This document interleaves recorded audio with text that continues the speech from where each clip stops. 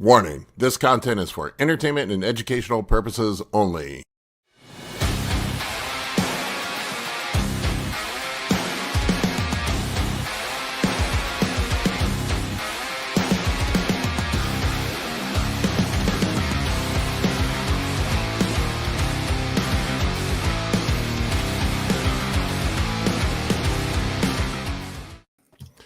What's up, everybody?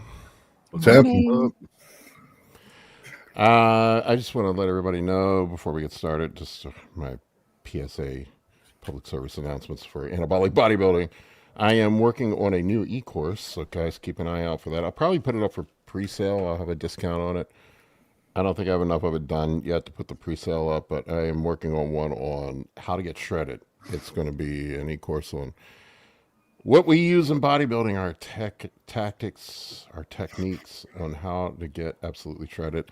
I've had a bunch of people request that, so I am working on that that e-course that should be up here. I'm hoping by the end of the month. I was hoping to have it up by the new year, but I'm a perfectionist and I like keep tweaking and adding and removing stuff, and it is very time consuming between check-ins to put the content together for it. So that's the new course. And then after that, I will work on adding muscle mass. That's the one that everybody's been asking for. So what's new, guys? Not much. Just got home from a little vacation this weekend. Oh, where did you go? Dave? I didn't expect you on today, Dave. Yeah, we're always up early, so we checked out early.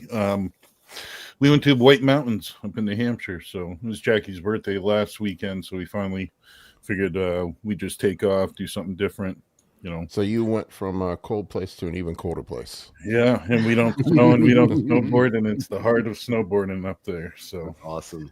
Yeah, it's good food, and it's just you know, the mountains quiet, you know, just slow down a bit, you know. So it's kind of nice. I am going to Miami next weekend. I am doing the opposite. I'm getting the fuck away from the snow. Smart and man. Going someplace warm, and then I'm going to do a couple days in South Beach and a couple days in Key West. Nice. And then come back. Just a short weekend hop. Oh, extended Sounds weekend. Magical. Yeah. Next weekend, I think one of the days our high is 2 below. Super excited about that. I'm already scoping out. I have clients that are in Miami. My guy's like, man, it's going to be cold here next week, and I'm looking at the temperatures. It's like 68. I'm like, that's cold. Right. And he's like, well, it's going to get down below 50 at night, and I'm like, okay, I think I can handle that. Yeah. We got 8 inches of snow here in Washington D.C., and my kids were out of school the entire fucking week. This area is so incapable. They just shoveled my sidewalk yesterday. Really? So did you complain to the HOA about that? Yeah, well, Dave, you would know all about this, but my HOA had the brilliant idea this year that they were going to hire a cheaper landscaping company. And they didn't plow the roads or shovel the sidewalks until days later. The old company was on top of it. Yeah, you get what you pay for. Yeah, the guys were out here, like the old company, like they had they would salt the sidewalks. They had like machines they would pull around to salt the sidewalks with, and like these guys were out here holding bags of salt in their hands and putting it down. I'm like, man, it looks terrible. Yeah, it looks like horrible work and inefficient as well. Yeah, no fun. Well, we don't know how to deal with snow here. This place shuts down. Colin knows. I mean, we don't really get any. It's been a couple of years since we've had any sort of accumulation. Significant, yeah. Yeah, I mean, we'll get like a dusting or a little bit of ice here and there, but usually the mid-Atlantic weather for the winter is 39 degrees and it rains for like 80 days straight. Yeah. It's awesome though around here when it does, when we do get any sort of a significant amount of snow. Like I remember driving into work last time we had a significant amount of snow, and just like there were just like super cars left and right in the ditches, like people who thought they'd take their rear wheel drive supercars out in the snow, and they're like crashed in a ditch or like standing like, oh, what happened? Yeah, Nick's like, I live in Arlington. I don't know. People don't know how to act when it snows around here. No, they don't. Abolish the HOA. Yeah. Yeah, my HOA did some really genius stuff this year. They were more concerned about sending me citations for my grass being dead, which, they are correct, but fuck them. They were more concerned about that, which was the irony is that they hired a cheaper landscaping company, and they came up with this brilliant idea where they, instead of mowing once a week, they were going to mow 3 times a month to save money. And like in the middle of the summer, like the grass looked like a hayfield out here sometimes.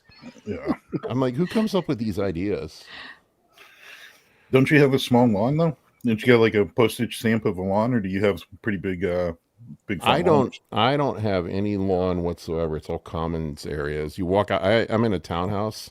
Yeah. So you walk out of the front of the townhouse straight into a commons area, which is all maintained by the HOA. Gotcha.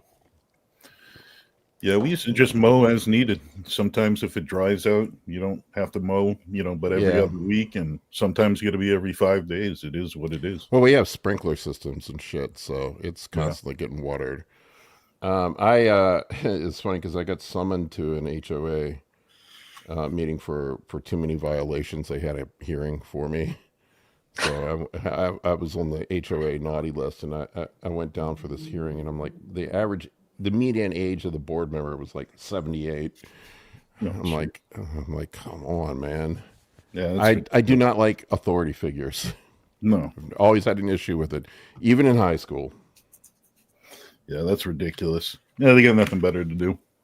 I remember let's just say this. I had a delayed graduation in high school because I was a degenerate and I failed a grade. But I was 18 the entirety of my senior year, and I remember I would just be like, yeah, fuck this. I'm coming in late, or I'm not, coming in at all. And I remember the principal, I rolled in late one day. It was like 2 hours late, and he's like, do you have a note from your mom? And I'm like, bro, I'm 18. I don't need a note from my mom. You can kiss my ass. I think I had something like 82 days. I missed my senior year and somehow still passed. It was hilarious because I told him that, and he pulled me in his office and was just screaming at me.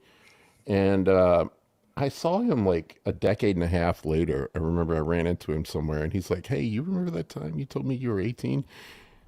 And he's like, I was trying not to laugh. He goes, he goes, awesome. He goes, I had to give you shit. He said, my job is to make sure you graduated. That's great. I'm like, all right, Mr. Shirley, that was pretty, Mr. Shirley, pretty good. I can attest to the fact that you still have a disdain for authority, although you have learned significant more amount of decorum since then.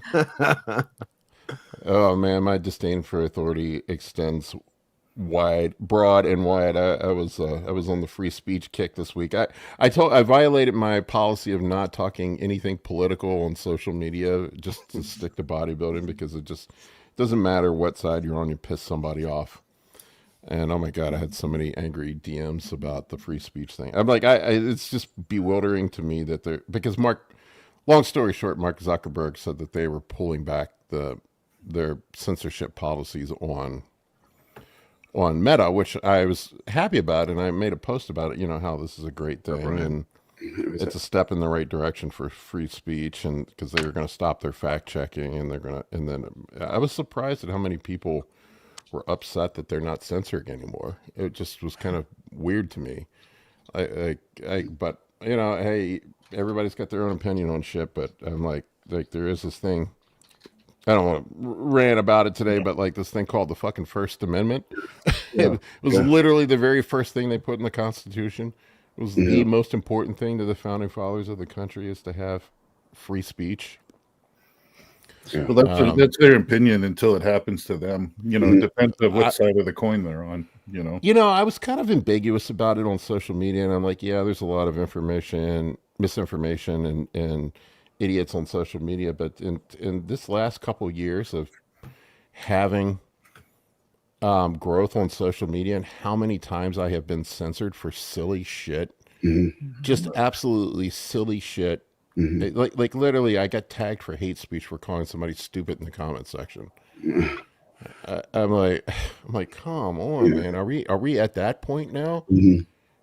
I was on YouTube probation for calling somebody stupid in the comment section. I don't even think I said they were stupid. I think I said what they were saying was stupid. I don't even think I even called them.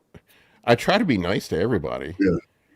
Yeah, it's really bizarre to me that, and like the fact checking stuff. Like, look, I get that there's misinformation, but it's just bizarre to me that look, nobody likes somebody rolling in and say, but actually, like, when has that ever changed anybody's mind about anything? Right. And I, in the comment section, it's whatever. But when you have like a third party arbiter coming in and fact checking people, it's just rife to be abused and full of bias. I don't know, but anyway, that's my. It's easy to start swaying what we call fact checking into a certain party's opinion instead of facts. Like there's a fine line between fact and opinion. If you haven't listened to it, you should listen to Joe Rogan's interview with Mark Zuckerberg this week. And the stuff that he talked about was just absolutely stunning. Like him talking about getting pressure from politicians to censor certain things. And they were threatening him with FBI investigations and stuff if he didn't. Like audits and tax audits and yeah, I mean, it was just crazy. It's absolutely crazy. Well, and I had go ahead. I was just going to say, it's good to hear him acknowledge it. A lot of times people act like nothing's going on. And look, that dude's a weenie. I don't care what anybody says. He's a fucking weenie. But I mean, at least he came full circle. Probably some of it's political pressure now from the other end. But I still think he's a weenie. But it is interesting that he came out and talked about it. It was bizarre, and he brought up some good points. Like he was talking about like the issue they run into with the censorship. He said they mostly use just AI to do it with. And he said the problem is he's like we, like let's say if there's a forbidden topic, he used the example of selling drugs. If we tell the AI to go out and ban any accounts that are promoting the sale of drugs, he goes, we can't ever be 100% certain that it's correct. He said the issue is that we have billions and billions of transactions on our site on our sites per week, so we can't police it with a human. We have to use AI to do it. And he's like, if we say we need to be 90% confident that these people are selling drugs before we ban their account, he said that still might be tens of thousands of accounts that we ban that are legitimate accounts. Right. And he said that was the issue. And then he talked about like the fact checkers. He's like, we tried to be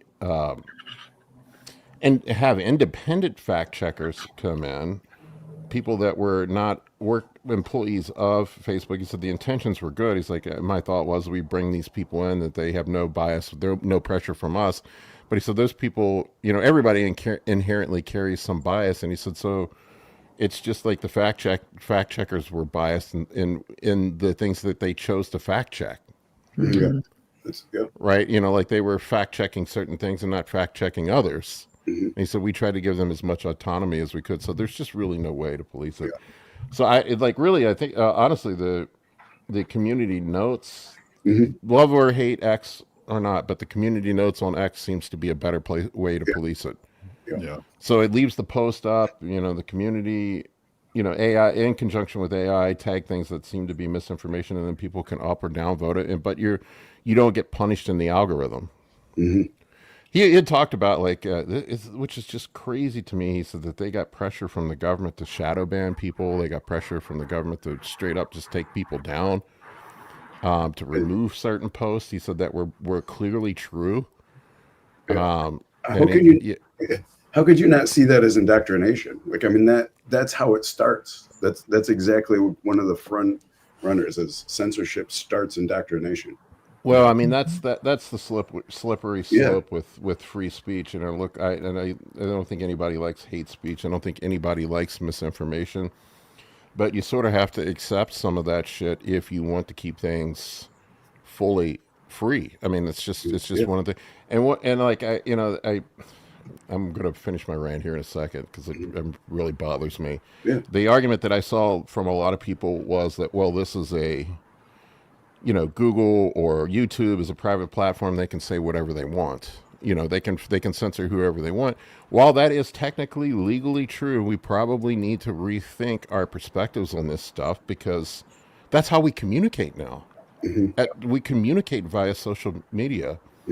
And that's the issue that we run into now, is that we that's our primary form of communication. So we probably need to rethink the laws to allow some freedom on social media because I certainly don't want some billionaire deciding what I get to say. Yeah. Yeah. Well, Ryan makes a good point. There's a difference between understanding you're not going to write one perfect algorithm that covers all bases and gets everything perfect, 100% of the time. But when there's simple things, like you said, things that are obviously true or obviously false that aren't taken down or shouldn't be taken down, it's just they can't seem to fix simple issues. And, that's how indoctrination starts. There is a bias. We can all see it too. Yeah. When you start censoring, it's because of a bias and we can see it. And some of it's sort of self-correcting, I think, too. Like you guys have seen it on social media. The people that are assholes and degenerates, they flame out. They have their moment in the sun, and then people realize this guy's full of shit, and then they go away. The people that are telling the truth, the people that are decent, tend to just stay. It's sort of self-corrects. Yeah. I don't know. It's a complex issue. There's no really, good answer, but I tend to err on the side of I want the ability to freely speak my voice. Yeah, and let the people decipher what's bullshit and what's not. That's how we've always done it. Yeah. What's crazy, it seems to be us in the sort of fringe bodybuilding and fitness community. Also, gamers, oddly enough, have been the most censored communities. Yeah, I know it's been a big issue in the gamer community, and in fact, I think it's gotten to the point where I saw some brouhaha where some of the big YouTube channels and Twitch channels were talking about forming a union to protest the censorship. Now there are some degenerates and assholes and guys that are just jerks in the gamer community, but I don't know. I don't know what the answer is. It's called life. That's how it goes. I mean, it had just gone too far. I mean, it's still, I got to be careful what I say because I'm on YouTube, but I still. We're being censored. I am like 100% certain that I have been shadow banned on YouTube. My stuff's not showing in people's algorithm anymore. Yeah. My subscribers are way down. My views are way down. I'm very, very certain that I've been shadow banned. You can see, my background, my degree is in second degree is in computer science and data analytics. And so like, I can see the data. I mean, I can look at the analytics and tell and I think that's honestly, there needs to be some laws protecting, content creators. Like you shouldn't be shadow banned without being warned and told why you're being shadow banned first. Yeah. To me, shadow banning is inherently evil. It's a way of essentially neutering somebody without pulling them off, so they still have their channel or their path, and then but they don't know that they've been banned. Most people. I mean, I'm smart enough, and I've had the background in analytics to look at the analytics and see where I have been banned, but most people aren't going to know that. Yeah. And they, it really shouldn't, these companies shouldn't be allowed to do that without there's no appeal process. There's no, there's no recourse. I was hoping Steve would jump on today. He said that he might, but he had his channel taken down for a period of time. I mean, it's been a huge problem with us in the bodybuilding community. Well, that's what I was going to say, but Steve, that came to mind too. It's like they don't even give you, when they do take you down and you know that your channel gets taken down, you don't get a reason sometimes of what happened. Like what triggered me to take, you can guess what took you down, but they don't even give you an explanation. Was it something you said? Was it something in the description? You're not getting much answers. Well, I mean, and a lot of times it's just you piss somebody off. Well, if you don't want it to happen again, you should tell me what I did wrong. Yeah, that's been my my issue with stuff is like they just when I have had multiple violations on YouTube in the last year, and I feel like I'm pretty bland, although I do talk about steroids. But when they do give you they do cite you for something, they don't tell you what it's for. They just point you. They're like, well, here's the you violated policy. This ambiguous policy. Like when it was the hate speech thing, it was you violated the harmful and hateful or whatever the fuck the policy was. You need to go read the policy and make sure your content complies. And I'm like, can you tell me which specific piece of content that I put out that I violated? And they're like, well, you have to read the policy. I'm like, what? Like, so they don't even tell you what you did. Yeah. That shouldn't be allowed. Yeah. Banks do the same thing. People getting debanked. Yeah. They'll debank you, and then they point to a vague policy that could be 100 different things. Yeah, Mike's one of my clients. He said shadow ban for sure. I don't even see your notifications anymore. Yeah, it's wild. Like, I was getting easily 1,000 subs a month and 400,000 views, and I went down to like 150,000 views and just a couple hundred subs a month on YouTube. Now, granted, I haven't been posting as much, but I'm definitely shadow banned. Well, I think you're right, Paul. I think sometimes it's the algorithm, you trigger it. Something like, I think Big, their channel got taken down probably because of, I'm guessing, something in the description for having like a SARM sponsor. And then there's someone like Steve who might have aggravated somebody with a topic of a video, and that was a person that specifically targeted you. I mean, I could be guessing, but that's what it looks like. It's not always algorithm based, Yeah, no, I think they took down anybody that was promoting peptides. Because, well, I mean, that's been a very hot topic lately. The transition point is the whole peptide thing, but I'm sure that a lot of that just has to do with the black market for Ozempic. Really, it's probably what it boils down to. I mean, you get these big ass pharmaceutical companies that are sponsoring ads, and then they get pissed when people are selling black market peptides, and so they want to go after those people. Or I wouldn't say black market, gray market. Yeah. It's not even really black market. It's sort of in this weird legal gray area. Yeah.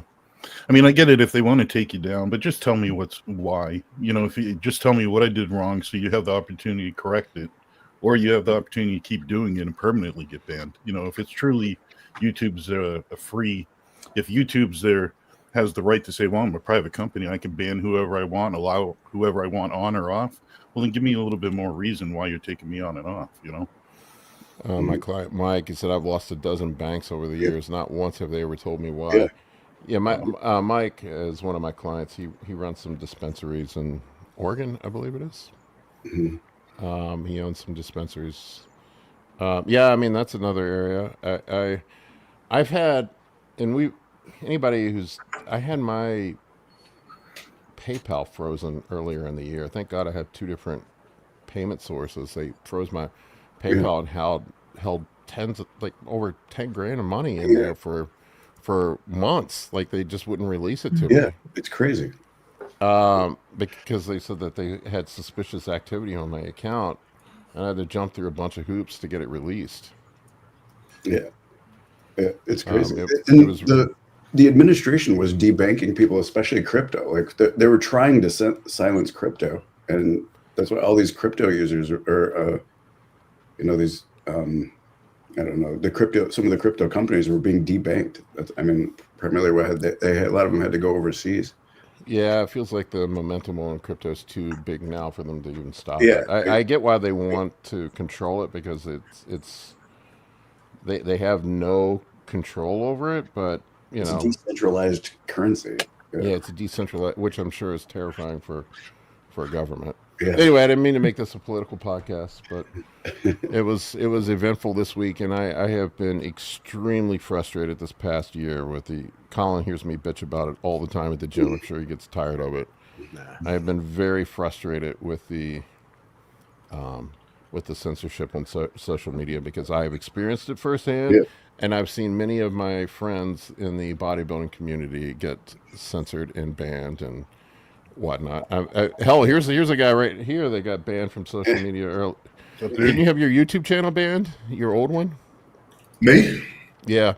Certainly did, for talking about Amino Asylum and BPC 157 and all of those kinds of things. I think what it was is that I had their name typed in the description. I don't think apparently it's not so much saying it, it's having it typed so people can then further search. I think that was apparently because Mark Bell got done for the same thing, Scott McNally and his Think Big channels, and then I think what he did that they had to go back through all the videos, delete anything that was, linked to specific sites, blah blah blah, and then it was okay, but one never recovered. This is why I don't promote or sponsor anybody else's shit on my channel. It's just not worth the risk. For me, I just don't anymore. I am going to promote my OnlyFans site though with for people for foot or your fetishes. foot finder.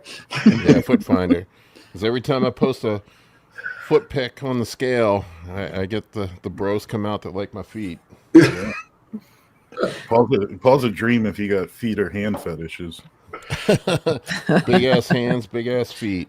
Yeah.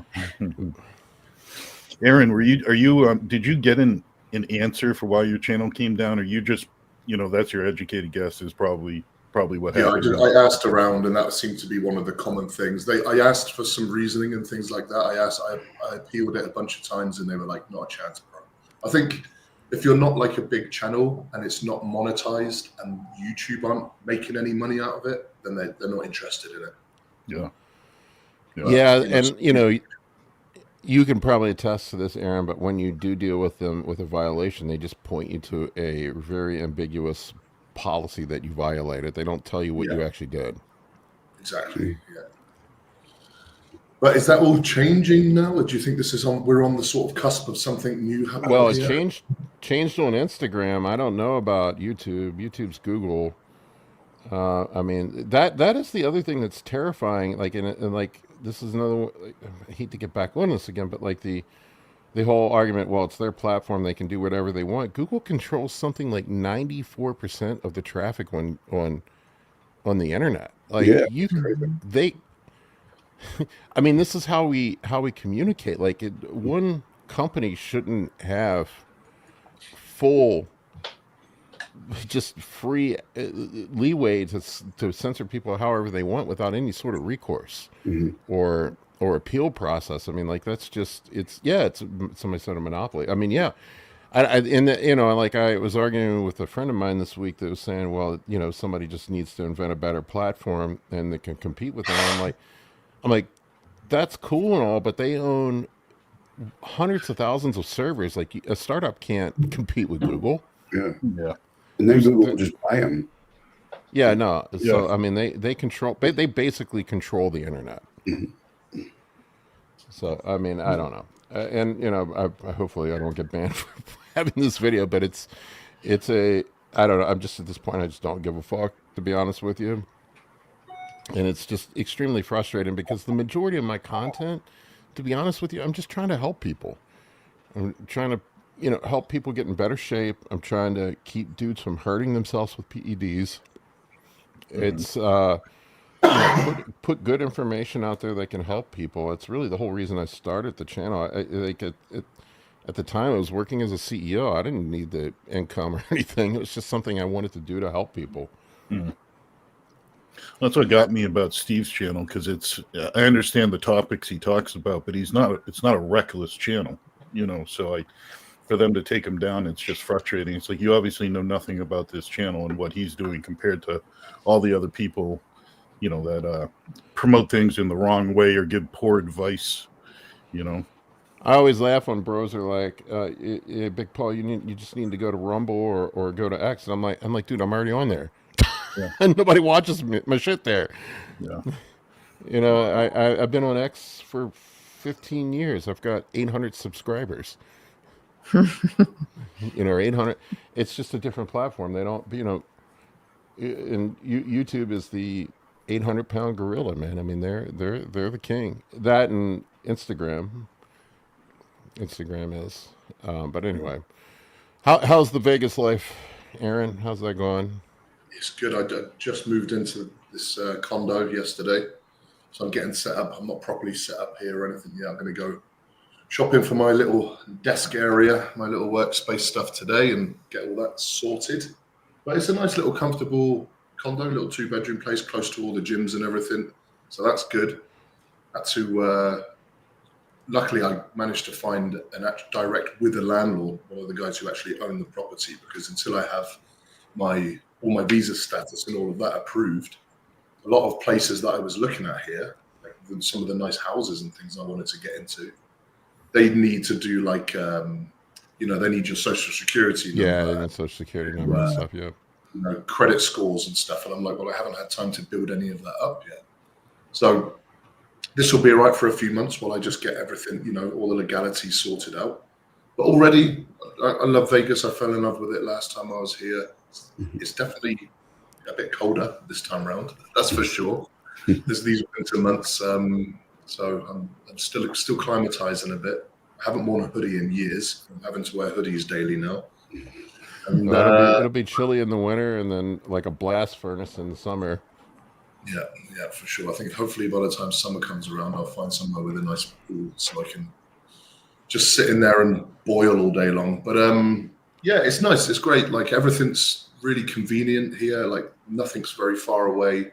It's very easy to find what you need. I rented a car. Terrible paint job on it, but it's a nice drive. The Teslas are a nice, easy drive, so that's convenient. And Walmart is the greatest place on the planet. Wally World. Not only is it great for shopping for bargains, it is the world's foremost place for people watching. Yeah, ain't that the truth? Yeah, there's some interesting characters wandering around that place. Putting it mildly. Hey Joel, all the freaks are at Walmart.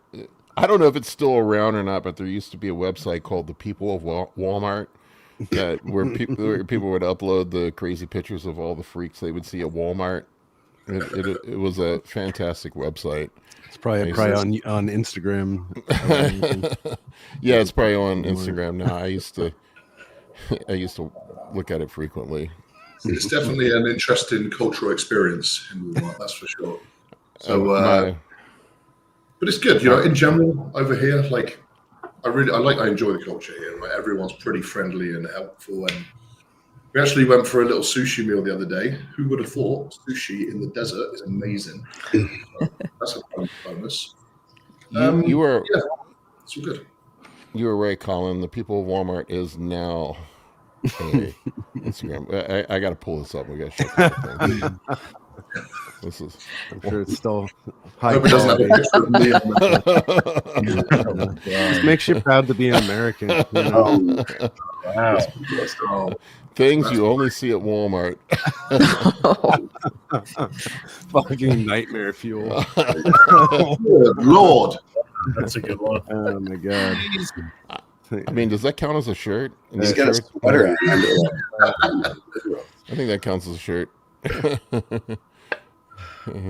Anyway, that's The People of Walmart, in case you were wondering. I'm glad I didn't show up on that front page. I will agree with Aaron though. Surprisingly, desert sushi is not a bad thing. Vegas. Vegas does some things well.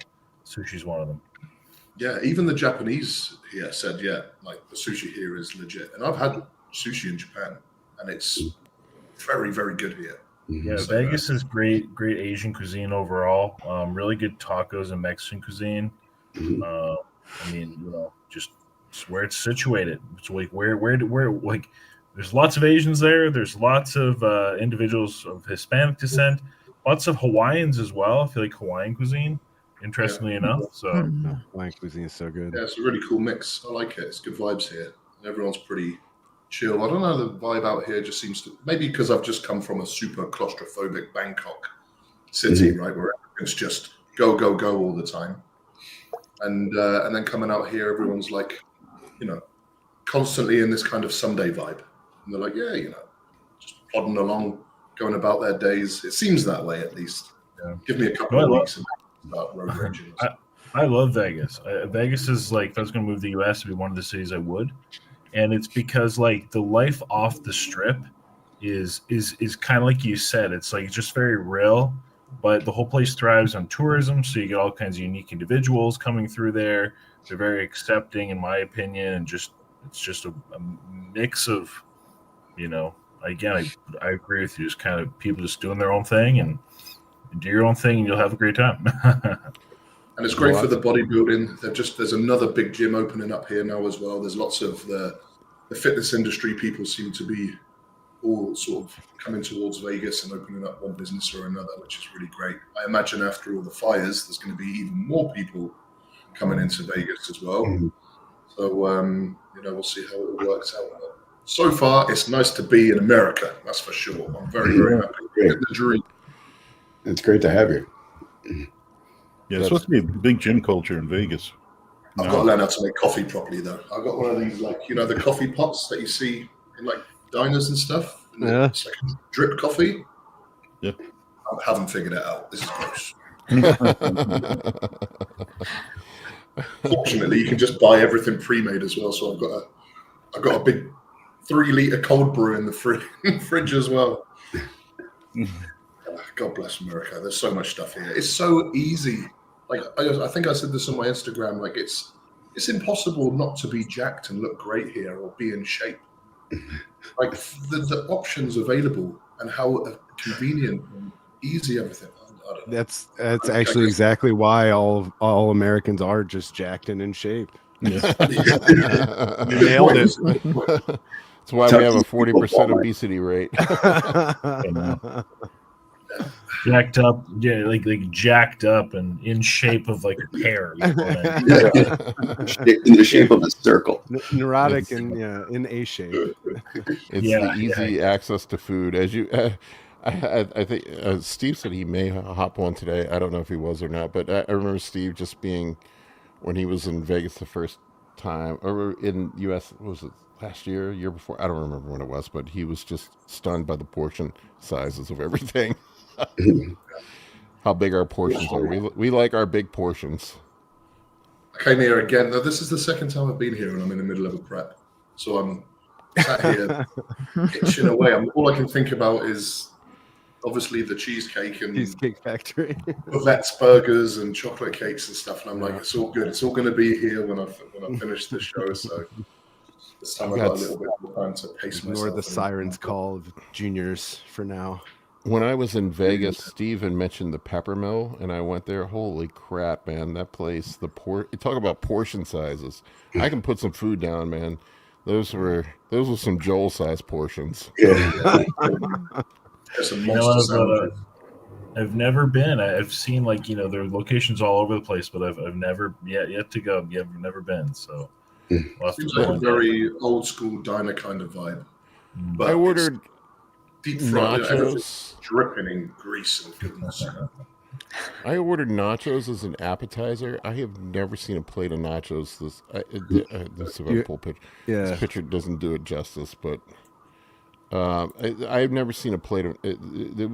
It was like the size of a large serving plate. I don't know of a better way to describe it.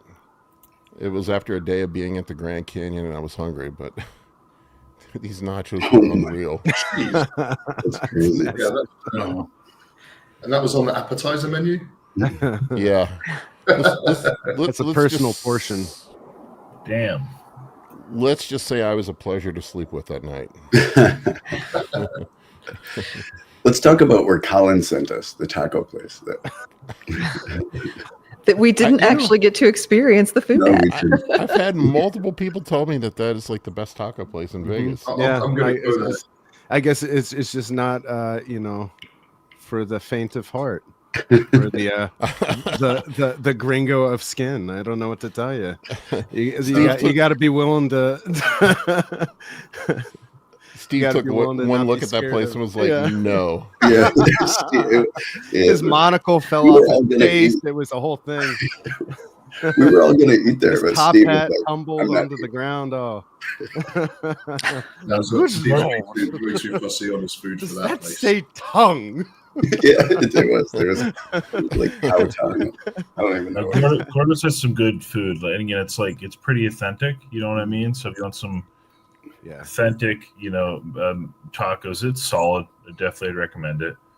But Joel, when you come back out, we'll do some food challenges for the tube. There's no shortage of eating in Vegas. That is for sure, man. There's no shortage. Let's hit some of these challenges. If you want some, let's see. Some of my favorite burgers are in Vegas, though. But Vegas is good burgers. Yeah, I'd recommend that. I'm trying to think of, like, some of my best eats in Vegas. The only one I can really think of is burgers. A lot of the other, there's a lot of good stuff, but yeah. We're just about to open up a 10,000 square feet In-N-Out burger on the Strip. 4 floors, rooftop dining, outdoor dining, like the biggest In-N-Out burger ever, right on the Strip. So, not surprised. That's the place for it, man.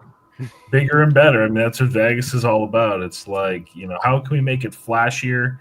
You go get married in the Taco Bell there on the Strip.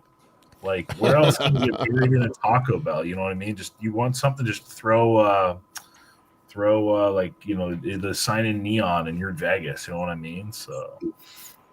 Hey, Aaron, have you been to the Golden Corral? Golden Corral. Yeah, that is an American classic. American classic buffet chain. You should go. You have to. They have a dress code though, so you have to get dressed up. What is the dress code? That hairy back dungarees and that's right. Exactly. Yeah, you have to wear adult size Oshkosh bagosh and nothing else. Kind of like the Walmart, the Walmart page, anything on that Walmart page. So wife beater and jean shorts, and some Birkenstocks, right? Yeah. I'll send you a pair. My family is such rednecks, man. I grew up in the mountains 30 miles away from like the nearest town, man. And it was like a big deal to go to the Golden Corral when I was a kid. It was like rolling up to the Ruth Chris. Like my dad would like play it up like, we're going to the Golden Corral tomorrow. And I'm like, fuck yeah. Chocolate fountains and there's nothing endless wrong ice cream. Corral, man. Is it I'm not, good or I want would to it be make very you clear. I'm upset? not hating on Golden Corral. It's pretty bad. I've been to this sounds funny, but I've legitimately been to let's say 30 to 40 different Golden Corral locations all across America. I would say 80% of them, if you go and use your buffet logic, like you eat what's fresh, you're going to have a great time. There is 10% of those experiences where it's absolutely disgusting. And then there's 10%, no, there's 5% of the time where I've literally left that being that was one of the best meals I've had in so long. No. So it can vary, but as long as you go for the fresh, like the fried chicken just came out of the fryer, you get your steak made to order, you only do the fresh, the whatever ribs, everything. If you use your best buffet logic, then you're you could have an amazing time. That's a big room. That looks like a big buffet. And what is it? I bet it's $15 or something stupid like that, right? Oh yeah, it's cheap. Yeah, when it's all you can eat for $13.99, they're only using the highest quality food. Don't they have a chocolate fountain too? Oh yeah. Yeah. Wow. Okay, I take back what I said before about it's impossible not to be fit and in shape. $13. This is do not know the yin and the yang of being an American. Yeah. I'll save that place for after prep. The chocolate fountain is what Golden Corral's famous for. Yeah, right. I got to get a picture of this one up. I mean, I remember taking my son to the Golden Corral when he was a kid, I don't know, 5 years old, and he still remembers seeing that fucking chocolate fountain. He still talks about that. It's a religious experience for him at a young age, seeing the chocolate fountain. He still talks about it. That was There his it burning is. bush. It's like chocolate fondue. They give you sticks so you can run stuff under it. Yeah. You can take your fresh fruit and cover it with chocolate. Or fried chicken, if you want. Or fried chicken, whatever you want, man. You do it your way. I'm eating, mole, like chicken pollo con mole has chocolate in it. It's like chocolate chicken, so I could, it could maybe, work with it. You know what I mean? Okay. Right, flavor. So Here's a good perspective. There you go. Yeah. So that's just a constantly flowing chocolate fountain. Yeah. It is. Yeah. How much chocolate do they go You're through? witnessing eternity, Aaron. That's- You can see forever. That's what they call the American dream. That's right. It's one of the 7 wonders of the modern American world. The Hanging Towers of Babylon and the chocolate fountain of Golden Corral. Wow, that's pretty special. I'm gonna have to go and get me some diabetes after this.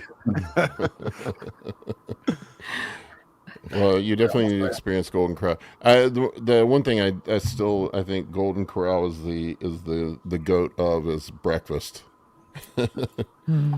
Golden Corral breakfast is the best, man. You go there and you can eat 8 pounds of bacon. Remember, I've only done one buffet here, and that was like 10 years ago when I first came, and it was the breakfast buffet at the Bellagio. We were staying there, and it was only at the time like $25 or something, which at the time was like, that's a lot of money to spend on breakfast. But they had food sections from like every country around the world, and it wasn't like just their breakfast style food. It was just everything, and just anything all at once from anywhere in the world for a breakfast buffet. I was expecting a lot of eggs and bacon and pancakes, but they just had, the selection was wild. I don't know. I get excited about food here. My bad. I mean, you are in prep. That you are nearing the end of prep. That Clearly is, in you are bad allowed to be company excited. if you get The red is true tied in, so it's curving the hunger signals up here a little bit, which is useful right now. Are you going to yank that out post show so you can go compete with Joel? That's for sure. We're going to do some food challenges. Well, we'll all be up in Columbus, right? I'm sure there's some decent food up there. Yeah. There's an outstanding cheesecake place. I think I sent it to you, Aaron. I mean, like, Yeah. If I'm not there's actually mistaken, fantastic cheesecake. there's like a we are family-owned going there for sure. Chinese restaurant in Columbus I found that looks pretty good. It's been there for like at least a generation at this point. So it's pretty good. Although everything tastes good at the end of prep. Yeah, ain't that the truth? I was. Well, that's not true. Some things taste better than others. Bring them cookies, Amy. Oh, there'll be cookies. There will be Amy, cookies. I use the crap out of ponzu sauce on prep, and Amy sent me a picture of ponzu sauce, and I'm like, that's one of those things that I use a lot of on prep, and I have not touched it since. Dude, I tried ponzu sauce for the first time the other day at the sushi place. Oh, So good. delicious, right? There's like no Oh calories my in it, word, too. amazing. Yeah. There's only like 2 one calories a- store near me that I can get it at that isn't like the weird Asian market. I'm not weird in a bad way, like good weird, but it's hard to find. Really? We have a In Denver. huge, we have a huge Asian community here in the DC metro area, so we are plentiful with the East food. Asian and South Asian and everything in between. Just our gym's right next door to a South Asian Indian supermarket, like supermarket, proper supermarket. We'll be heading down that way, I think June, July, I think, once everything's finished up here. We're going to do a little bit of traveling around and come and knock on all of your doors. Oh yes, So we'll please. picking up That'd be fun, Washington, man. we'll come down New York.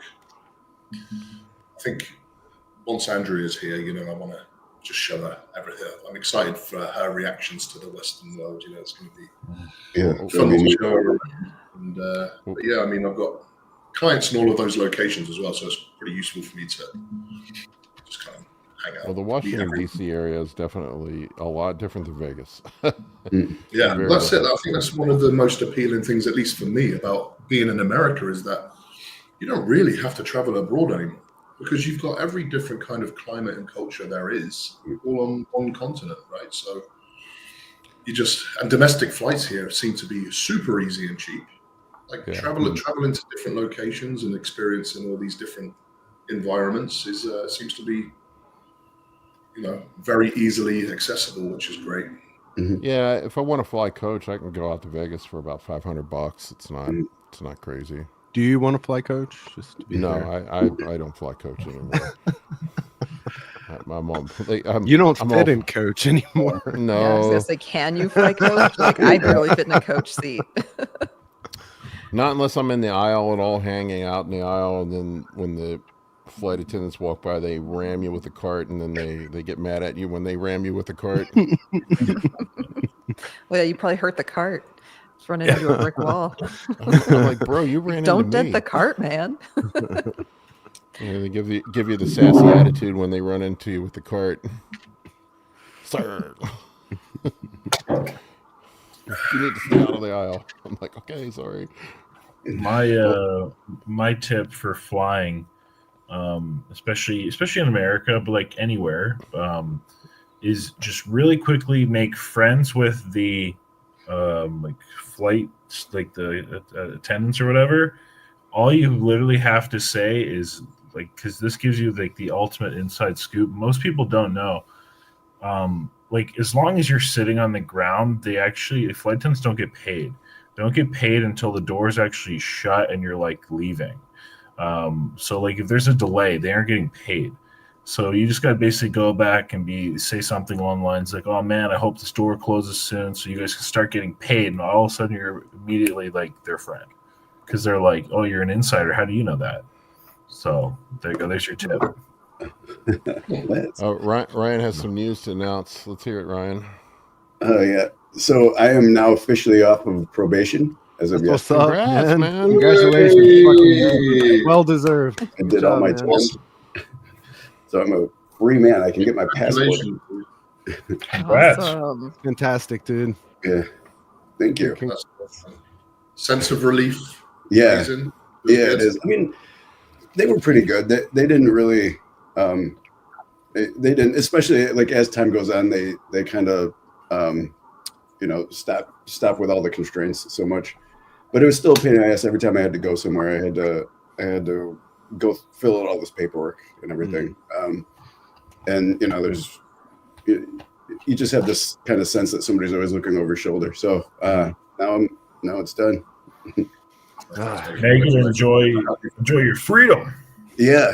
It still makes me angry about all the resources that were wasted to put a guy in jail for selling testosterone. Yeah. How long was your probation, Ryan? 3 years. Yeah. And I had to do the full thing too. Apparently they have a stipulation where, because a lot of people are able to get off probation early for good behavior. You only have to do a year or half your time. But hey, Jason, that's great. That's great. But for me, because I was the leader of a I don't know, a drug organization, I guess they don't allow you to get off early, so I had to do the full time. Gotcha. Okay, all done now. On to big, better things. Yeah. Yeah. Congrats, man. Well, congrats. Thank man. you. Awesome. Waiting for the movie of your life, Ryan. It's going to be. I feel like this. Somebody needs to make a movie about it. For real. Needs to be a movie. It's such a fascinating story. Thank you. Thank you. It was a documentary. Yeah. I actually had someone that started a documentary, and then they had some issues of their own and just had to halt the project. But I did have someone who was doing it. Should send the Generation Iron guys your way. They're working on one on Justin right now. Oh yeah, that would be perfect. Mm-hmm. Yeah, it would be. Yeah, I would like to talk to them. Yeah. Mm-hmm. If you need an actor to play you, Yeah. Who's going to play Ryan you in the look movie? friendly and nice to play a drug dealer. Yeah. Look at this place. I look a bit dodgy. I can play a good Ryan. SM says Ryan is the nicest, most sympathetic drug kingpin I've ever seen. I know. Yeah. It always makes me laugh to sort of Thank put you. your name and that title in the same sentence. The test Lord is free. Yeah. I'll be your seriously, you should probably talk to Vlad. Who is Vlad? Generation Iron. Oh, okay. Yeah, I don't even know him. I would like to talk to him. I did start to write a book, and it came out really well. Like, you know, the story really is. I mean, it's kind of, I mean, in the similar vein of Wolf of Wall Street, or like now I'm having a brain fart on the other movie that it's kind of similar, but it was just such a massive rise. Like all of a sudden, like all this wealth and power like came really quickly. Mm-hmm. Yeah, and you just get caught in the momentum. Yeah. Has Colton reached out to you yet? Has Colton done a piece on you yet? I know Colton does little mini documentaries. He did a really nice one on Steve and a few other people. Maybe a place to start, because he could do he does some really well edited documentaries on people, and he could do like a good one on you, and you could use that as like a bit of a pitch for the generation guys. Yeah, jumping off point. Yeah, that's not a bad idea. Maybe I'll talk to Colton. I thought about making some fringe bodybuilding, you know, weird community documentaries down the road. Something I thought about doing. It would interest me. I just don't have the time right now. Yeah. But there's so many interesting stories inside of the bodybuilding and fitness community, and just some weird, interesting people that would be great to make documentaries about. For sure. Mm-hmm. And some great people as well. Some people that more people Yeah, it's funny because you get these off the wall, non-conforming. Some of them are a little bit on the degenerate side, but for the most part, everybody I've run into is super nice. It's a very interesting community, that's for sure. Yeah, definitely a lot of these people need to be portrayed in a bit of a more appealing way, because, you know, we just get stamped with the stigma right straight away. Bodybuilders, steroids, and that's it. Like, you immediately, by the general population, put into a category where they're like, oh, no, bad person, not interested. But as we know, most of these people are probably could really help them out in one way or another. Yeah, probably could help them out. Ryan's a perfect example. It's funny you though. Hear the drug kingpin, and people run for the hills, but that guy could probably save your life in more ways than one. You know. So thank you. Yeah, thank you. That's the goal, to help as many people as possible now. They should do a documentary on the bodybuilding business side of things. Yeah. Mm-hmm. Yeah. I mean, there would be. I can only imagine. I mean, like, even just look at, like, you know, people in the fitness community, like the crazy, you know, like chemicals and substances that, you know, they use. And I don't just mean like, oh, tried and true things like steroids, but there'll be like some, you know, random, you know, new SARM or research product or whatever, and people just start taking it. It's like antidotal information, and they're just like, okay, I'll try. And you know, so I mean, like, even just that, you know, I think the general population would be pretty interested by it. Like, you know, you ask the average, you know, person off the street, hey, hypothetically, if I gave you this chemical, which literally says for research purposes only, would you put this in your body, specifically inject it somewhere, if maybe blah, blah, blah? And, you know, again, the average individual, again, I'm like hyperbolizing it. But a lot of people would be like, no? The thing that says not for human use? Yeah, I'll take that. I did talk earlier. Well, I never ended up signing an NDA, so I don't give a fuck. I'll talk about it. But I talked to a producer, like a real producer, like Hollywood producer, I won't say specific things, but it had produced like mainstream shows for network TVs and for Netflix. And they were interested in doing something about bodybuilding and that fitness community. The guy was like, tell me he's like, it's like something I didn't know anything about it. And I guess he dated a girl that was a bodybuilder. And he goes, it is the most interesting community of autistic freaks that I've ever run into. And there's so many good stories that can be told. And he's like, but I'm not really sure where to go. And we, you know, he just wanted to talk to me. We talked for like an hour and a half about, you know, various people and personalities and stuff. That was back early in the year. I haven't heard anything from him since. He said he may reach out to me again, but I thought, you know, I agree. I think there's some interesting stories that could be told. Yeah. You know, the bodybuilding community is light years ahead of the medical community when it comes to understanding the pharmacokinetics, the pharmacodynamics, and just to exist in a population where you could run these experimentations in an unregulated environment has just allowed for so much education. And the medical community honestly should learn something from the bodybuilding community, unequivocally. It is interesting. I don't know if any of you guys have had this experience, but how many consultations I do end up doing with medical doctors, guys that reach out to me and they're curious and want to learn about stuff. We treat a lot of physicians.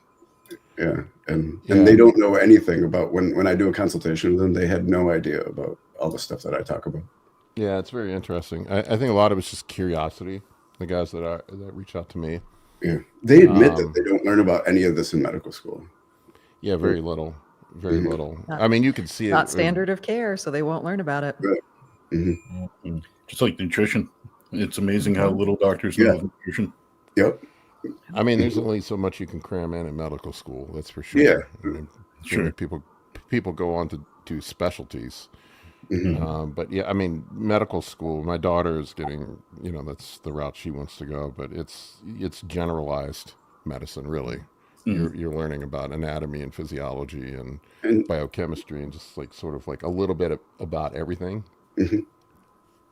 And just well, that's kind of the point of just your basic medical school education. Then you specialize in something, or you go on to just do general practice and you use your general medical education to generally practice. Yeah. Yep, that's it. How long is that part of the medical school education system in America? It's about 10 years from start to finish, from 10 to 12 years. If you're a specialist, it might be closer to 15. Oh, shit. Yeah. Yeah, it's a it already feels archaic describing that process on the cusp of AGI and AI. They can just diagnose better than a doctor that's trained for 20 years and practiced for another 20. It's insane. I guess they just stay in their niches and they're especially specialists. They spend most of their time pretty busy, focused in one area. They just don't have time to do this further research, right? 4 years of undergrad, 3 to 4 years of med school, and then 2 to 3 years of residency, something like that. Yeah. Yep, and then fellowships and specialties. Sorry, Annika. Yeah, I mean, they get paid. The doctor I work for is an adjunct professor at the university here. So we have plastic surgery residents rotate with us, and they are on their plastic surgery rotation. During that time, I mean, they do get paid, because they're working for the hospital. They're on call. They're, doing other things as well. Are they making a living wage? I don't know. I haven't gotten into it with them, but I mean, they do. Once you're, out of your residency, you can get paid in your training programs because you're working. I mean, you're an employee of the hospital. My friends that were physicians during residencies, they said they only got paid $50,000 a year or something. It's just it's kind of peanuts compared to what. Yeah, and you have $500,000 in student loans by the time you get out. Oh, at least I would say it's probably closer to $1 million now. Yeah, it's pretty daunting to look at. My daughter with going to school, it's 50, 60 grand a year, something like that. That's just tuition. Yeah. Not room and board. That's wild. Do you think there's even going to be real, with the way technology is going, AI, robotics, and things like that? The general practitioner kind of route, just go into the local urgent care and say, I feel a bit like this. And they say, okay, it could be this, this, and this, take that, and you'll be fine. That kind of daily practice. That may be automated at some point, or at least more of it is automated and administered by a medical doctor, I would say. Yeah. Well, a lot of it already is. I mean, those urgent care facilities, you're almost always seeing a nurse or a PA, not a medical doctor. And it's under, then a medical doctor is doing oversight for the entire group or multiple urgent care facilities. I mean, a lot of venture capitalist groups are coming in and buying up these urgent care facilities. I mean, they make a lot of money. Typically they're out of network with insurance, so they're billing your insurance, at these massively, hugely inflated rates for being out of network. I would never recommend somebody go to an adjunct or an ancillary urgent care facility. Like I did for my finger. like you did. Yeah. But ultimately though, I mean, interestingly enough, if you go back and look, who actually provided you probably the best The urgent care. initial care was the urgent care. They didn't have the ability to follow up on it, but they actually gave you they looked at that and said, oh, this is probably MRSA, and gave you the right antibiotics. Yeah. They just had no ability to follow up.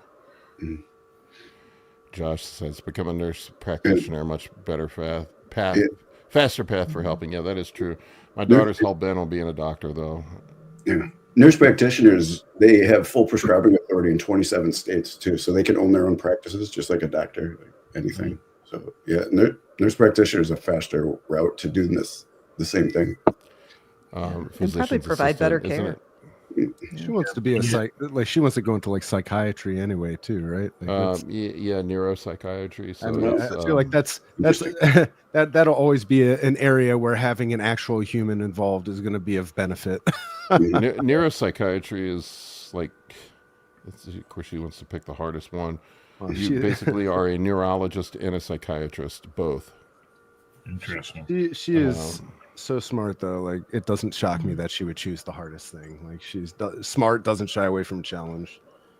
Although I don't know where she gets it from, but I changed majors, and I never finished up. I went to school to be a music teacher. You saw how that worked out. Sing us a song, Paul. Yeah. I would have no audience left. I would definitely get shadow banned then. There's no shadow needed in that game. No shadow needed. I would just get banned. in the light of day. Demonetized channel for crimes against humanity. Singing is one of those weird. Go ahead. Sorry, random off topic. Who made the Super Bowl? Has that happened yet? Is that booked? No, we just started. The playoffs just started. Playoffs just started. Okay, I keep seeing stuff around and I've lost track. My Commanders, they're playing the Buccaneers this evening. But if I wasn't going to Miami this week, I would have flown down for that game. I went down the last time they were in the playoffs and played at Tampa. That's a great place to see a game. Yeah, Tampa. Yeah. It was hilarious, the contrast between there and Philadelphia. I went down. I remember the Commanders won, or it was the Redskins at that time, won the playoff game against the Tampa, and like we were coming out and going to the bars, and everybody's like, "Congratulations, that was a great game. You guys played really well." You come out of Philadelphia, man. It's like you gotta do Superman and change into a different pair of clothes so you don't get murdered on the way to your car. Oh, and isn't that where you also got peed on? Yeah. Philly's where I got peed on in the middle of the game, much less. They take it to a different level, and it's something you just need to understand, like about Philadelphia. Even as an American, you gotta understand that about Philadelphia. What was it? It was in the, I don't remember when this was, early 2000s, late 90s. They flipped over the Cowboys bus. Wow. Yeah. So the funny thing about Philly is it's like they win the Super Bowl and they celebrate by burning the city. Yeah, they burn the city down, and they also burn it down when they lose too. Exactly. So it's like no matter what's happening, we're gonna go loot, riot, and burn the city. Or lose. So like in chaotic exultation, no matter what, win or lose. That's Philadelphia. And then they have cheesesteaks. This northeast corridor, Aaron, when you do your tour of the United States from Washington, D.C. up to Boston, this is where all the assholes live in the United States. When people have a hear of a reputation of people in the United States being assholes, they all live in these chain of like 4 states from Washington, D.C. to Massachusetts. So you got Baltimore, Philadelphia, New York City, Boston, Washington, D.C. This is where all the assholes are. Dave can attest. Yeah, we're proud of it. I mean, literally from Massachusetts, they call you a masshole. Yeah. That's funny. So it's like the show Always Sunny in Philadelphia. Is that pretty accurate then? The documentary, you mean? Okay, say no more. Philly is like a special breed of white trash, man, that lives in Philly. It's amazing, man. I mean, yeah, like Colin said, cheesesteaks and slander. I don't know, man. It's bad up there. It's like I love it though. It's like the definition of like we can tear each other to pieces, but if you're not from here, God forbid you say something about Philadelphia, one of their sports teams, anything. You'll be run out of town. You'll be lucky to get out alive. You know, I like that. I don't know. So is that a good place for me to experience my like Just gotta respect it. American bar fight? Yeah, it wouldn't be hard. Just Which jersey show up wearing what Paul's wearing. You'll make all sorts of friends real quick. Wasn't there a period of time where they banned alcohol in Philadelphia at the games? Yeah, I think there was. And then, like, you know how now they take the lids off of bottles when you go to events, live events. That is all because of Philadelphia. Oh yeah, I forgot about this when they packed snowballs with batteries and threw them at the players. Yeah, that's crazy. Oh. Yeah, I forgot about that brotherly love. Yeah. What? Batteries inside of snowballs. Yeah. Oh yeah. Bill Burr. Yeah. Bill Burr did a great rant in his stand-up comedy about standing cheer from Philadelphia fans. They loved being berated by him. Like he turned on them in the middle of his set because they were like booing him or something, heckling him, and he just gave it right back to them. And instead of like getting upset, they loved it, and they had like respect for him. They embraced so the backwards, hate in like the psychology of it all. Yeah, if you've never seen that on YouTube or listened to the audio of that, that's gold. Classic, especially if you're a Burr fan. Yeah. The great thing, like in the Northeast, like all of the cities here, we it's like this friendly rivalry between all the cities here: DC, Baltimore, Philly, New York, Boston. Like they all hate each other. Some cities more particularly hate the other. Like definitely Boston and New York don't like each other. Yeah. There's definitely a rivalry between DC and Philly. I don't know, and then Baltimore's kind of stuck in between. Yeah. Is this the one? Bill Burr and Philadelphia incident? Yes. Yeah, it's famous. Yeah. What's going on my drive and listen today? Oh yeah, you'll enjoy that. Yeah, because the whole night everybody's booing all the comics off stage, and he just sat there and let them boo and just shit all over them the whole time. Yeah, that guy's a beast. He kept reminding him, "I got 10 more minutes with you," and he kept going. 9 more minutes with you. He pulled the old Rorschach from Watchmen. I'm not stuck in here with you. You're stuck in here with me. Oh man. Let me see if I can pull this. Making fun of their Rocky statue. It's pretty long. I don't. And this is just a. Oh. Fucking Rocky is your hero. The whole pride of your city is built around a fucking guy who doesn't even exist. The fucking Joe Frazier is from there, but he's black, so you can't fucking deal with him. I've never seen that. Anyway, whole city's built. His hero is a guy that doesn't even exist. they do have a statue of him. That's pretty great. Very big one. Yeah. I heard. It's funny. Reminds me. I think in Scotland they had a statue of William Wallace. They put a new one up that looked like Mel Gibson. After you see all these videos, you see all the videos of people going to like run the stairs, do the Rocky run right in Philly, wherever that is. So are they like really? They're like running away from muggers or something. They're not actually doing the run. Is that how it is? If they're running, I don't. They're not American. I don't think they're running up those steps. They are. The irony is it some nice, like, you know, a cool little cultural visit for a day or two, or is it just like drive through it and then keep driving? What was the situation? I'd go check it out for a day or two. Yeah, like a day. You could go get like you go do a cheesesteak or two. You go see the Rocky stairs at the museum. Like, you know, you can. It's not like we don't like Philly's crazy, but like Philly also has a little bit of a little charm. And then the funny thing is, like, you're like downtown Philly, and then you drive like literally 5 to 10 minutes this way, and then you're in like Cherry Hill area in New Jersey, and it's like normal life. It's not crazy like we're gonna burn the city. You just kind of cross this little bridge. And so in like 5-10 minutes, you can be like, I might get mugged, to be like, I'm in a nice family neighborhood. So You definitely need to go to South Street in Philly. You definitely got to go. You got to go there. Oh, is Josh from Philly? That makes so much sense if Josh is from Philly. That's funny. It all adds up now. Just come to Boston. We got plenty of statues of real winners in our city for sure. Lots of trophies. And you got a sports team named after socks. Yep. Yeah. Do we have any questions? I have not been paying any attention. We have a few stored up. Hasn't been particularly question heavy. I love getting any opportunity I can to rag on Philly because I've had many near-death experiences going there for sporting events and sporting events here. It's crazy because they invade our town for sporting events. DC is a weird place. Like nobody's from here. It's like everybody's a transplant, and they just like they travel well. Let me just say that when there's any of the Pennsylvania teams travel well. When the Steelers come here or when the Eagles come here, it's like their fans just come down and pack the stadium. So they invade our town.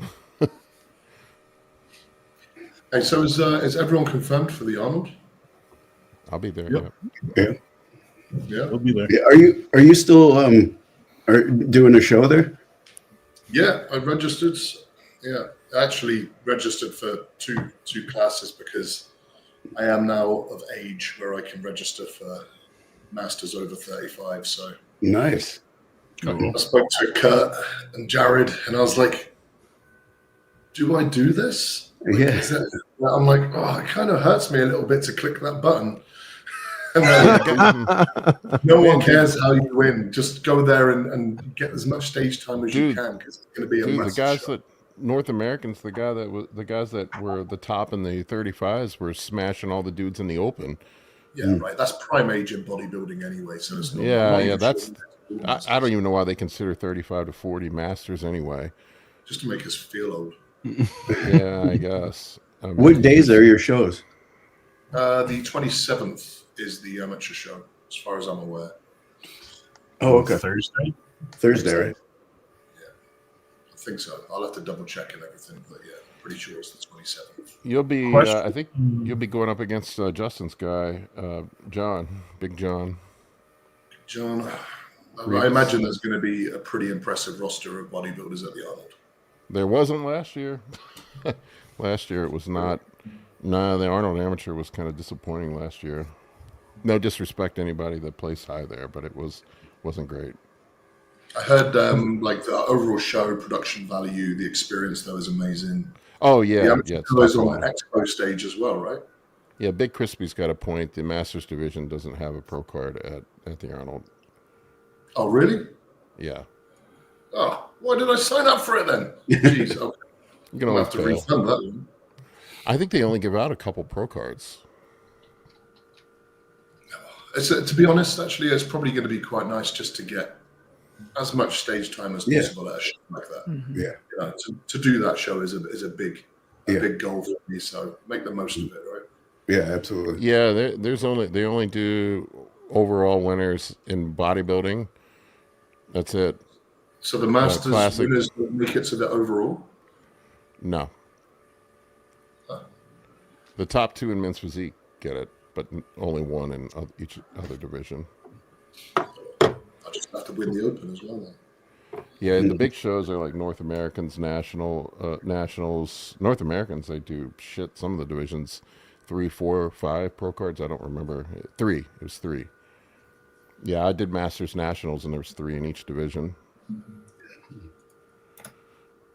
For those who I can't do that until I've got green card status, unfortunately. Sorry, Joel. What were you saying? No, for those who've been at the Arnold, because obviously it's like it's like, Friday, Saturday, Sunday. Is there like main days? Like, say Friday and Saturday. Friday, Saturday? Yeah. No, dude. It actually starts on Thursday, I think. Yeah, it does. Yeah, well, and even on Sunday, there's still like they've got gymnastics and there's stuff all day Sunday too. But I think the stuff we're all going there for is all Friday, Saturday, and Thursday for Aaron, of course. and Thursday. Yeah, Well, plus you got all the powerlifting, strongman stuff as well. If you're into that, it's quite the show. Who strap on the armor and hit each other with swords and axes too. That was great, man. Yeah. Slap fight. How big is the expo room compared to it is gigantic. It's like triple the size of the Olympia.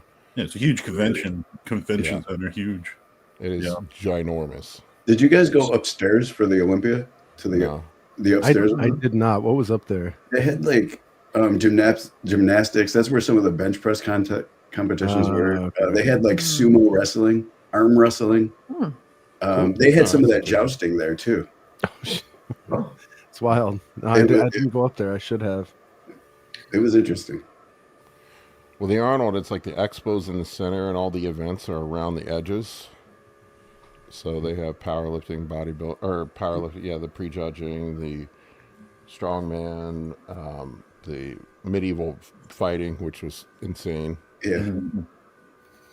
We should watch some of that this year and just put bets on the jousters. Yeah, for sure. Betting on it. I'm excited. It's going to be. Yeah, this is another thing too with the Arnold. They said there has to be a minimum of 5 competitors per class for you to qualify for a pro card. That's what they did. That's what most of the shows are doing now. Yeah. I couldn't believe how many people were in my fucking class at the Masters Nationals, man. There were like 60 dudes in the over 50s. Yeah, that show was that should be a huge. rule? What's that? Do you think that show should be a rule? Like there has to be 5 people. If there isn't, shouldn't it just be? No, it down is to a the rule. judge's discretion? That is a rule. It's 5 people. It's not really fair, though, is it? If other people don't show up, that's not your problem. Then it should be to the judges to say, is that a pro-worthy physique? I have never seen a pro qualifier where there aren't at least 5 people in a class. These pro qualifiers are usually massive, man. There were like 1,400 people registered for North Americans.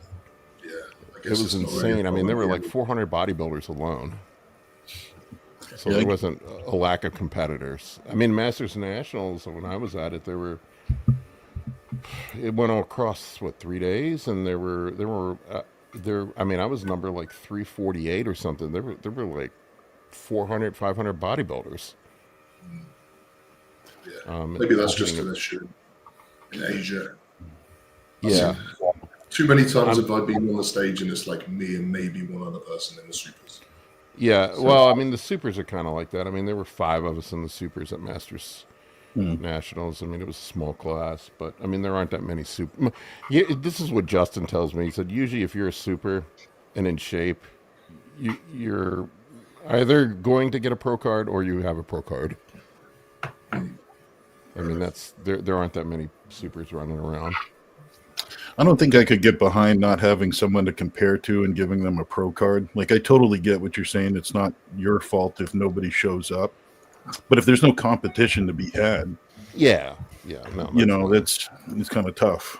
That's I love seeing pictures of every once in a while you see somebody who goes to do like a jiu-jitsu tournament or something and nobody competes against them, and then they hand them a gold medal because they're the only person who signed up. Sometimes those people will stand on a podium with their medal and post that picture on social media, like hoping people be like, wow, good job at your tournament. They're talking about the whole division though, Aaron. So like if there's only like 2 supers, that doesn't matter because you're still competing in the overall. I see. Okay. Yeah, so there's still maybe like 30 competitors in the bodybuilding division.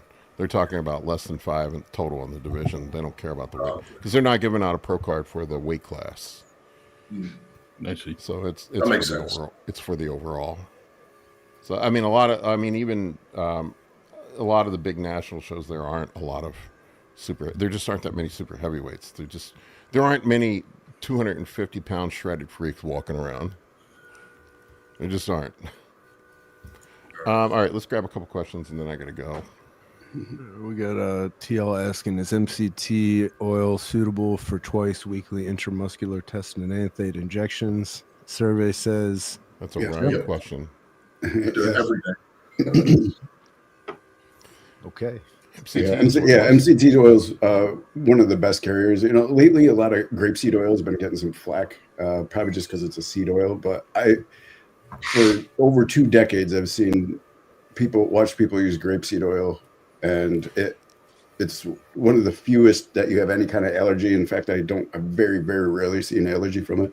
Isn't that basically what all the mainstream pharmaceutical companies use? Yeah. And some of them are starting to use MCT oil because MCT oil is medium chain triglyceride oil is a good carrier oil as well with very few allergies.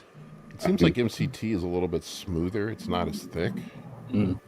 That's what a lot of people say, but I mean, they're both really ideal. Either one, but MCT oil is great. Yeah. So I actually have a question about carrier oils. I recently came across a source. A friend of mine hooked me up with another potential source, and they also have an option, which is it's like $5 more expensive, but it's called MIG 840, MIG 840. Has anyone heard of that? Nope. I've never heard of that. None. Ultra filtered propylene glycol decaprates. Non-GMO, hexane-free, derived from saturated plant fatty acids with chain lengths of C8 and C10. Migilol 840 offers excellent emollient properties, allows injections to be extremely thin, and works as a mild solvent to reduce BB ratios, whatever that means. Never heard of it.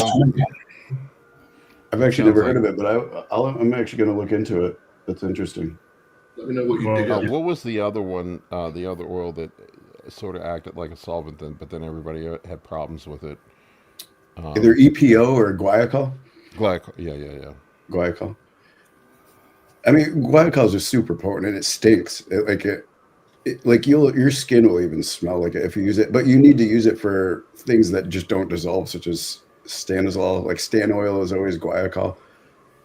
We actually have a pharmacy that has injectable stanozol, and they use guaiacol in there. I mean, it's just an incredible solvent, but it smells. Back when we used to make it, it would make the entire room stink for a week when we'd make big vats of it. Aaron, Big Crispy says stay covered backstage at the Arnold. He said they had the AC going full blast and it's 14 degrees outside. Well, at least you're in sweat. Well, I don't know. I'm going to grab a couple more questions and like 2 more and then we could roll. Not much time for questions today. I think Gray's question was a super chat. It wasn't, but we got it. Hey guys, question: added some boldenone cypionate, 150 milligrams to his test primo, which keeps him relatively dry, and he's gained like 3 kilograms in the past week. Very watery, no E2 signs. Thoughts? Labs soon. Well, I don't think you'll know estrogen signs until you actually get your labs done, but possibly look at your diet. It's pretty easy to have your water thrown off by things that are not just estrogen related. Sodium. Yeah. Water, electrolyte balance. Insulin. Yeah. I mean, there's a million different things that can make you retain water. GH. Yeah. A lot of people just blame estrogen for the water retention, but all the hormones can cause water retention, as well as, like you guys are saying, electrolyte. Yeah, androgens, heavy androgen load can stimulate the renin-angiotensin-aldosterone system. Absolutely. So. I've seen oxandrolone or Anavar blow people up before. It just depends on your genetics. It's also only a week. Sometimes you just have to give your body a chance to kind of balance out. Time, right. It usually abates over time. Like a lot of those initial water retentives that affect the renin-angiotensin-aldosterone system, it will abate over time. Sometimes it can take months for people, but it usually abates. I will say this: I have seen. Don't think that no E2 side effects means that your E2 isn't high. I've seen plenty of people run high estrogen and they don't have all the traditional side effects from it. It's very, very. Although I would be shocked if you had high estrogen on boldenone and primo on tests. You're probably on the low end, if anything. It's going to be a Don't painful. overreact. Assuming it's really boldenone. Yeah, don't overreact and try to overcorrect little bits of water retention. Yeah, sometimes it's just an adjustment. Like Ryan was saying, sometimes there's just an adjustment period when you go on. That's why I like to taper up my doses. Mhm. I usually taper up my doses over like a 6 to 8 week period of time, and I find that I don't get all the high blood pressure, the initial water retention, and all the other issues that you have when you just come. There's an argument to be made both ways. I mean, like I know, I wish Justin was on here, and he's more of a just come out of the gate full bore kind of guy. But every time I've ever done that, I have like this 3 to 4 week period of where my blood pressure and water retention go through the roof, and then it just kind of comes back down. Well, here's one other quick weird thought that comes to mind is if you just added in the boldenone cypionate can be a tough shot with post-injection pain. So maybe you're just having some initial inflammation by adding a new compound that week, possibly as well. Yeah, That could hold a little water. Yeah, it's true. for sure. All right, let's grab one more, and then I'm going to wrap this up because I want to watch some football. Football. I'm going to Walmart. Godspeed, soldier. Yeah, bring your camera. Shoko asks, what do you guys find are the most optimal ranges for estrogen in men? Is there an optimal testosterone to estrogen ratio? What about estrogen levels for high test levels, like 2,000 to 10,000 nanograms per decade? I wish Kurt was on here. His head would explode. Kurt gets so upset about this one. There's like, we've done multiple videos about this. There is not, it's funny because like there's a lot of, it seems to be in the TRT community where they talk about this ratio of test to estradiol. There is not one fucking study that shows that. Not one. Yeah. Not one. Not a single one. And there's not a single study that shows that there's anything beneficial for men to have super physiological levels of estradiol. That doesn't mean that they're, that's maybe there's some benefit. I don't know. But and in fact, there are quite a few studies that show that super physiological levels of estradiol in men actually can lead to certain cancers like colon cancer and prostate cancer. There's also gynecomastia. If you like your PP to work, high estrogen is not the greatest for that. I don't know. I mean, I go more by how I feel. Yeah. Honestly, I think that's, we don't really have a lot of scientific information on it. I would say they're probably running a 300 estradiol, like a woman that's mid-ovulation is probably not great for you. But I mean, if you're running an 80 or a 90 or whatever and you feel good, then I probably wouldn't sweat it unless you're on contest prep. I don't know how you feel about it, Ryan. I don't know how you guys handle it in your practice. That's exactly correct. Some people just do better on more estradiol. Some people do better on less. So it's more about where you are or where you feel the best. But just like you said, Paul, it doesn't make sense to let it run completely wild if you're doing a gram or more of testosterone and it's getting up. Yeah, like really high. Yeah, there's this weird notion now that you need to let it be like a percentage. Like if you have, like 10% or whatever is what I've heard. Like, does it make sense if your testosterone is 10,000 nanograms to have an estradiol of 1,000? Yeah, it doesn't. Yeah, no. I mean, I can't imagine you would feel good either. Yeah. Blood pressure, water retention. I know me. Like I've tested myself. Just like if I get much above 50 or 60, my dick doesn't work, and I don't want to live that life. Yeah. That is not a life worth living. I'm sorry. My blood pressure gets high. My prostate swells up. Just all kinds of not so fun things happen when I get higher. Yeah. And could you imagine a 1,000 estrogen? Like, oh my gosh! I had a guy come to me for a consult that was over 1,000 one time. What? Okay. Well, I think people are preaching like a 20 to 1 ratio. So if you're talking 10,000 nanogram per deciliter, you're That's talking 500. what, 500 on Yeah. estrogen? Yeah, that's insane. That's just. I don't see any benefit. I've never seen anecdotally any benefit from people being outside. I mean, there's some stuff, and there are a lot of studies that show that the cardiovascular benefits, the renal, and you can see it in blood work. Like when guys crush their estrogen, their lipids are fucked. You'll end up with like a 5 HDL. And they feel terrible too. Yeah, you feel terrible. Believe me, I just went through 6 months of having crushed estrogen, and it was no fucking fun. My every joint on my body felt like it was being stabbed with a knife.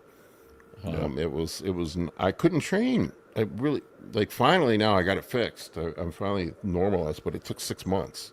Yeah. That's no fun. So I would say, long story short, I would run it in reference range wherever you feel the best, or maybe even slightly above if you feel okay. Like I wouldn't panic if you get an estradiol test done and it's 70 and you feel great. Yeah. Yeah, I wouldn't chase around 10 points just to be in a reference range. Like you say, if you're at 70, 80 and you feel pretty ideal, no mental issue, no water retention, nothing crazy, don't go chasing those numbers. Yep. All right, folks, that's all I got for you on this one. We appreciate you. We'll see you next week. Thank you, guys. I won't see you next week. I'm going to Miami. So unless you guys want to, Colin, Amy, you guys want to host it without me, you're welcome to do so. Yeah. Maybe so. Yeah. Send us pictures of your sunburn. Yeah, I am not a beach person, man. Send us a selfie of you and your Cubano sandwich. That I'll do. I can't swim. Little coffee. I can't swim, and I've had melanoma twice, so the beach is not my friend. I just like the warm weather and the food. Yeah. Well, enjoy. All right, folks. We'll see you next week. Take care. Thanks, everyone.